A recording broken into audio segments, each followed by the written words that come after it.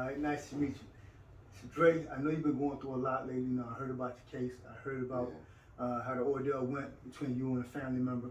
Right. So I'm gonna let you, elaborate on that, but only to a certain point where you can make sure you protect yourself. Because we do not want you to incriminate yourself or do harm yourself or your family member because of the ongoing case. Mm-hmm. So for the viewers, just to be clear, we just want people to understand what's happening out here, how easy it is to get caught up inside of situations to where you think you're doing something innocent and then it turns around and the government can use it against you, to incriminate you and cause you, affect your livelihood, your loved one's livelihood, and you become a part of the system. Today I'm sitting with a wonderful guy named Andre. I'm calling him Andre B for now. You know what I'm saying? Yeah. Please tell us about it. How did you get to this point? Well, I called myself doing, my brother, a favor. Just, I'm supposed to be doing one simple task. And, there was a lot of stuff going on behind the scenes that I didn't know about, So, long story short, that I ended up getting him a ride and got caught up in some type of setup, by the feds, you know what I'm saying? They call it a sting operation or whatever, Now, I initially said no probably about 100 times because just came back from a long trip from Baltimore. So I really didn't want to do it, you know what I'm saying? All I was supposed to be doing was just going to drive a vehicle back, you know what I'm saying? And in the midst of all of that, it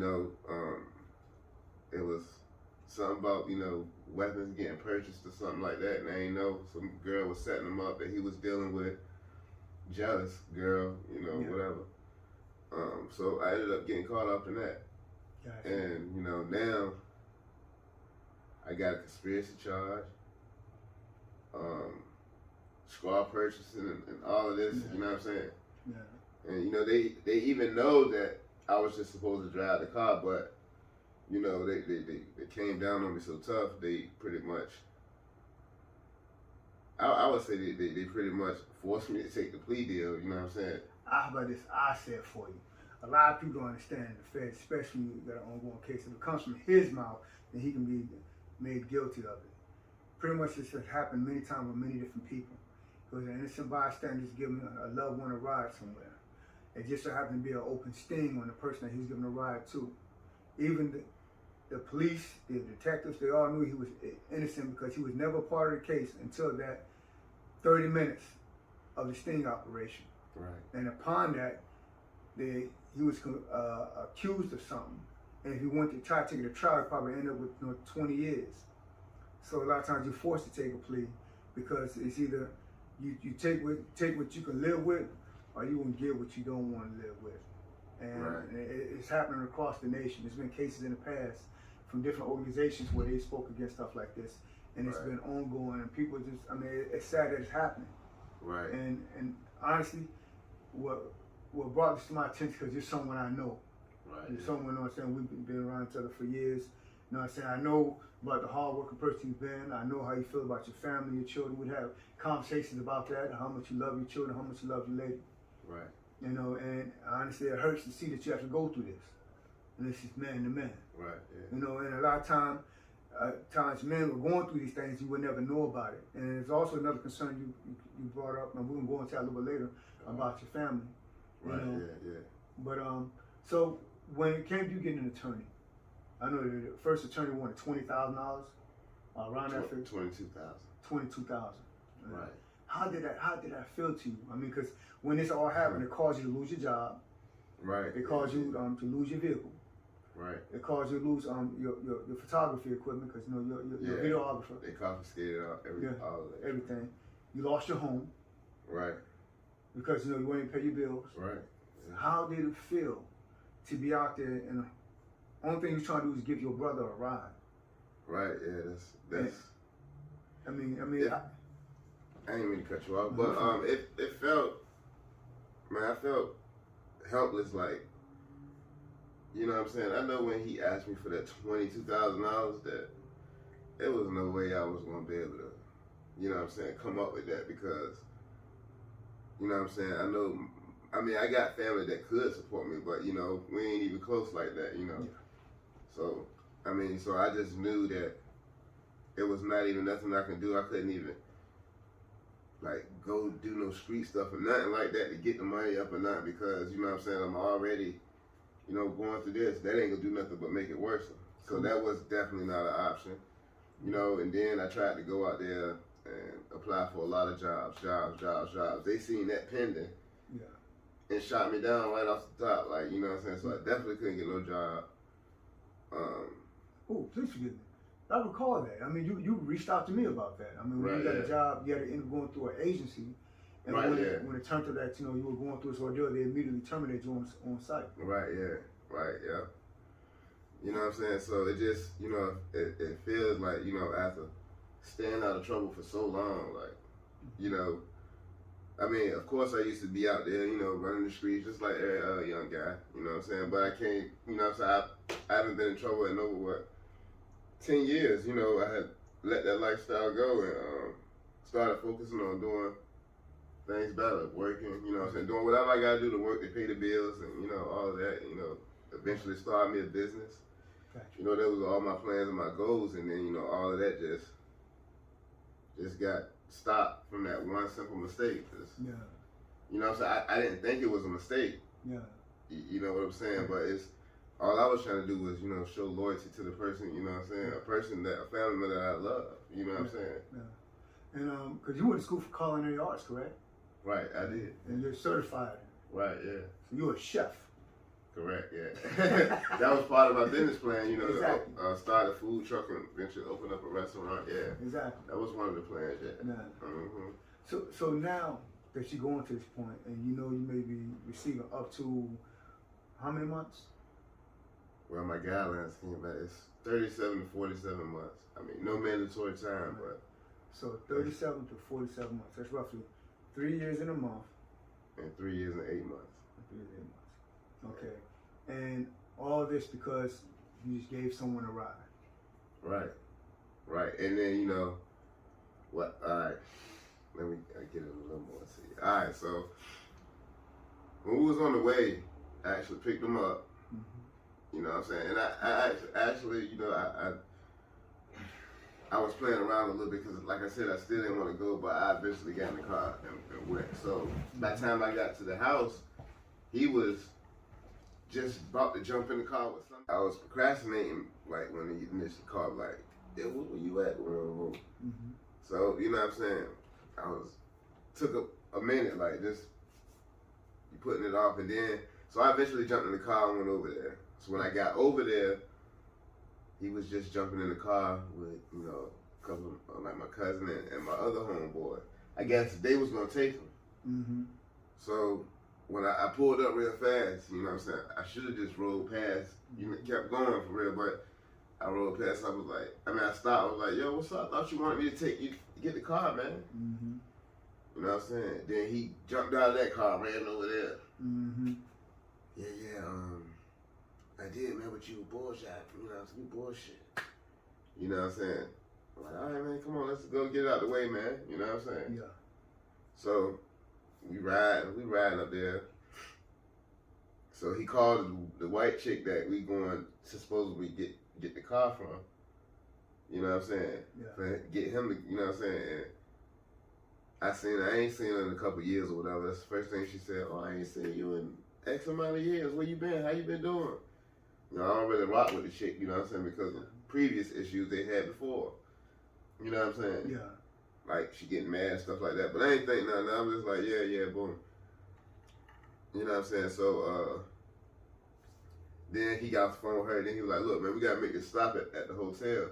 Mm-hmm. You know what I'm saying? I'm like, what? For what? He was like, shit, I just got to pick something up real quick. Mm-hmm. So I'm like, man, Lord, you know what I'm saying? I'm complaining about it. I'm like, man, what you, I thought we was going here, man. I told you know what I'm saying? He's like, man, it ain't going to take long.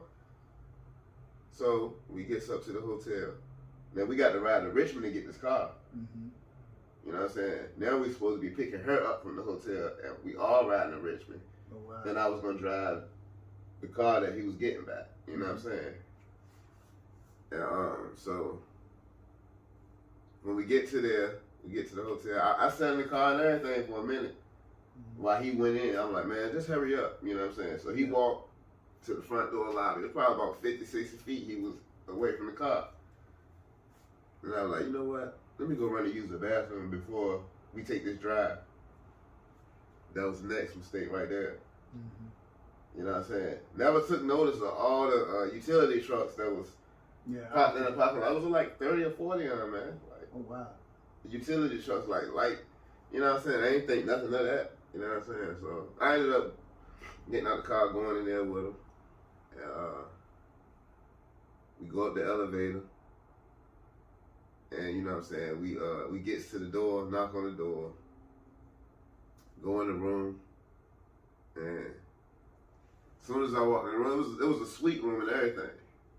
So I'm looking around like, dang, this joint nice. That's the first thing I said. So when he first walked in the door, she's trying to hug on him and kiss me. He ain't paying her no mind. He trying to get to whatever. He trying to get to the business or whatever.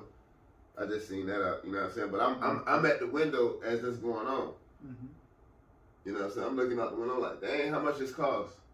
Now me looking out the window, I'm gonna tell you about that too, because they used that against me. Oh wow. Yeah, it's crazy. Yeah, so I look out the window. All I said, and you could hear everything. I'm like, dang, this room nice. How much you pay for this?